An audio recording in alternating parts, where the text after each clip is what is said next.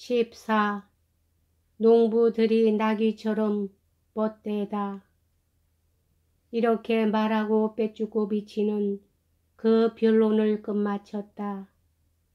이제는 정말 폭풍 같은 방청객의 감격을 누를 수는 없었다. 제지한다는 것은 어림도 없는 일이었다. 여자들은 울었다. 남자석에서도 우는 사람이 많았다. 고관들조차 두 사람이나 눈물을 흘리고 있었다. 재판장도 단념하고 종 울리기를 망설였다.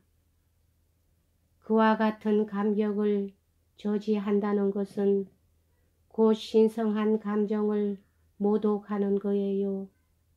이 말은 나중에 이곳 부인네들이 외친 소리다. 당사자인 변호사는 진심으로 감동하고 있었다. 이런 때에 우리의 이폴리트가 다시 일어나서 반박을 시도하려 한 것이다. 사람들은 증오의 눈으로 그를 바라보았다. 뭐라고요? 어떻게 한다고요? 저흰 또 반박한다는 거예요.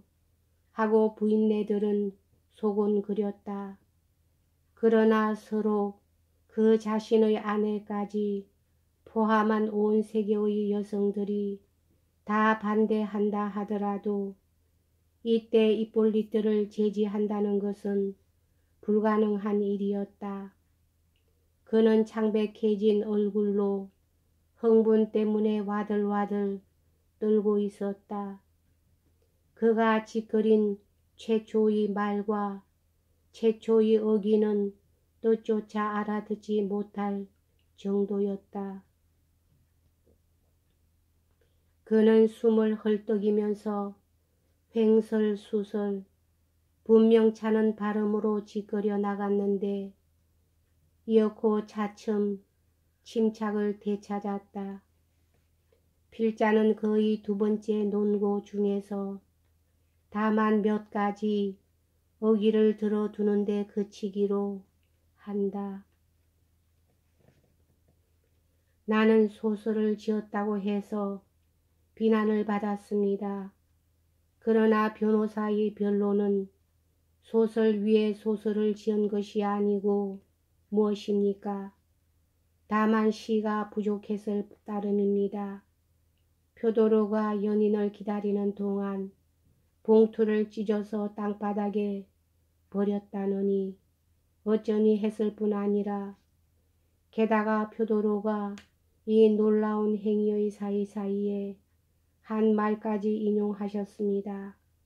이것이 과연 서사시가 아니고 무엇입니까? 그가 돈을 꺼냈다는 증거가 대체 어디 있습니까? 그때 그가 한 말을 대체 누가 들었단 말입니까? 우둔한 전엉아 스메르 자코프는 자기가 사생아이기 때문에 사회에 복수한다는 일종의 바이런식 주인공으로 바뀌어졌습니다. 대체 이것이 바이런 취미의 서사시가 아니고 무엇입니까? 만일 자기 아버지 집에 침입한 아들이 아버지를 죽이기는 했으나 동시에 죽인 것이 아니라는 대목에 이르러서는 벌써 소설도 아니고 서사시도 아니며 스스로 해결할 수 없는 수수께끼를 제기하는 스핑크스입니다. 만일 그가 죽였다면 역시 죽인 것입니다. 죽였지만 죽이지 않았다는 것은 무슨 뜻입니까? 누가 이것을 이해할 수 있단 말입니까? 다음으로 우리는 우리 법정이 진리와 건전한 사상의 법정이라는 말씀을 들었습니다.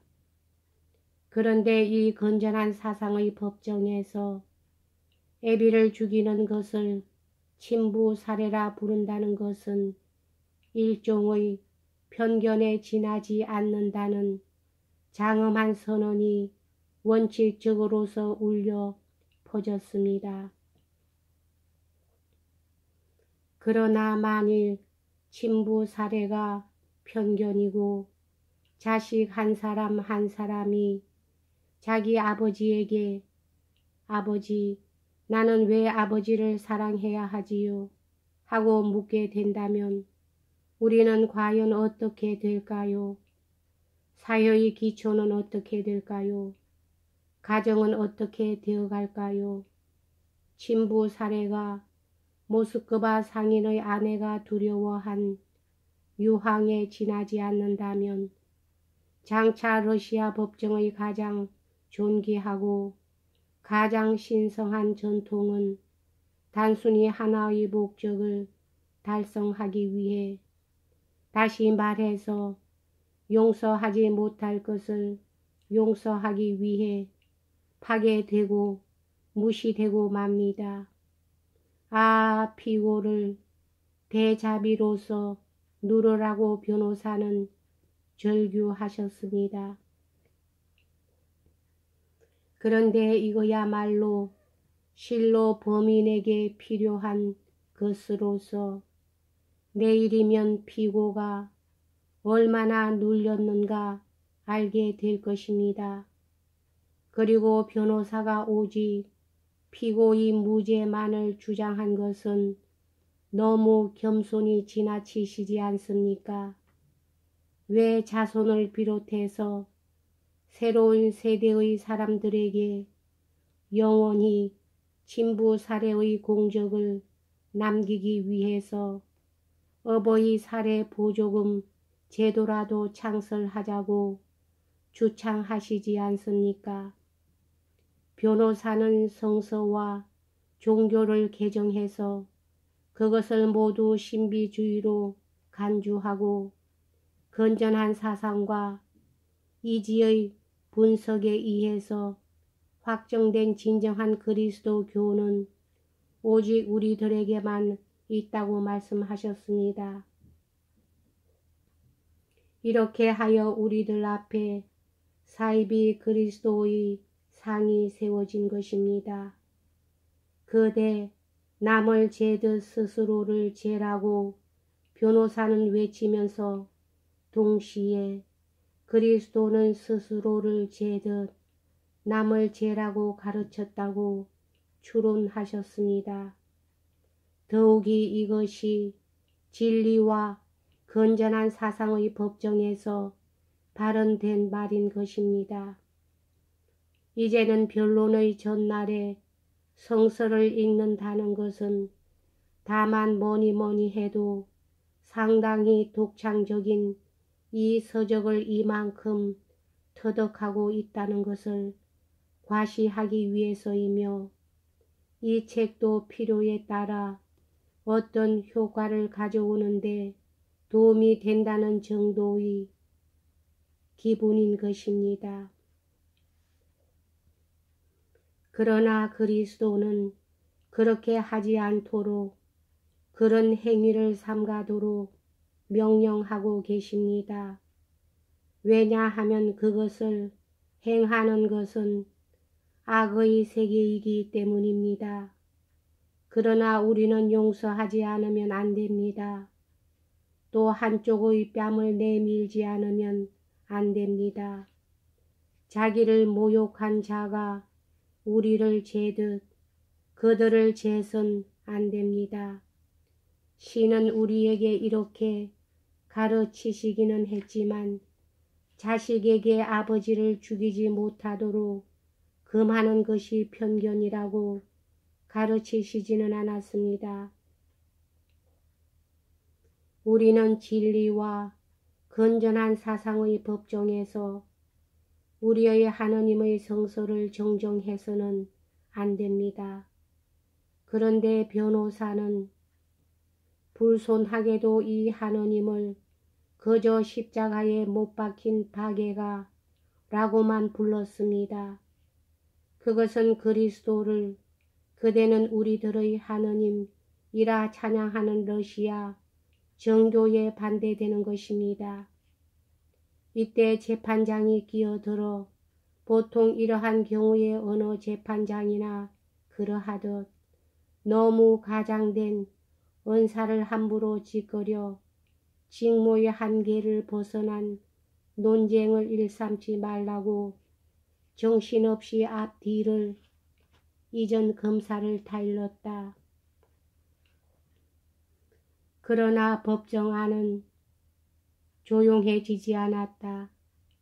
방청객들은 왁자하니 동요하여 불만의 고함 소리마저 들렸다.